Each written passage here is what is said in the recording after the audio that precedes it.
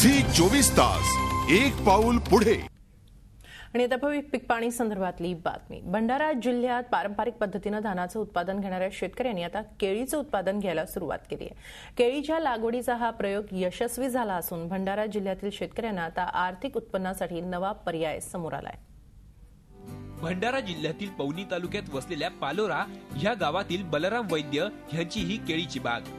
गेल्या 4 वर्षांपासून वैद्य यांनी केळीचं उत्पादन घेतलं असून यंदाही त्यांनी धानासह 80 झाडांपासून केळीचं उत्पादन घेतलंय।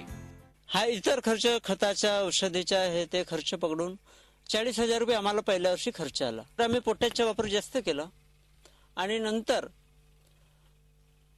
लागवड झाल्यानंतर हे बुरशी आली होती छोट्या झाडावर। एक महिन्यानंतर ते बुरशी येते। ते बुरशी आल्यानंतर ते आम्ही ते कीटकनाशकाची फवारणी केली तर ते बुरशी कंट्रोल झाली। मग नंतर 8 ते 9 महिन्यानंतर ते केळी जन्म चालू झाला।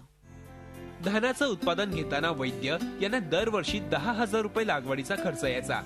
त्यातून त्यांना अवघ्या 15,000 रुपयांचा नफा व्हायचा। मात्र केळीची लागवड केल्यापासून त्यांना 1.5 लाख रुपयांपर्यंत नफा मिळण्यास सुरुवात झाली आहे। केळीच्या लागवडीला त्यांना पहिल्या वर्षी 50,000 रुपये खर्च आला। मात्र हा खर्च पहिल्या वर्षी भरून निघाल्यानं त्यांनी सातत्यानं केळीचं उत्पादन घेतलं। ठिबक सिंचनाच्या माध्यमातून त्यांनी पाण्याचं नियोजन केलं असून त्यांनी विद्राव्य खतांची मात्रा देऊन आधुनिक पद्धतीनं उत्पादन घेतलंय। केळीमध्ये आज पहिल्या वर्षी आम्हाला 1.5 ते 2 लाख रुपये उत्पादन मिळालं। 50 ते 60,000 रुपये असा खर्च आला। बेण्याच्या लागवडीचे हे ते सर्व खर्च। धान उत्पादकाला आमचा एकच मार्गदर्शन आहे की तुमच्या बांधेमध्ये पाणी साचून नसेल राहत तर आपल्याला हे केळी उत्पादन केळी लागवड करावी। अवघ्या 2 एकरातून वैद्य यांनी दर्जेदार उत्पादन घेऊन भंडारा जिल्ह्यातील शेतकऱ्यांना उत्पन्नाची नवी दिशा दिली आहे।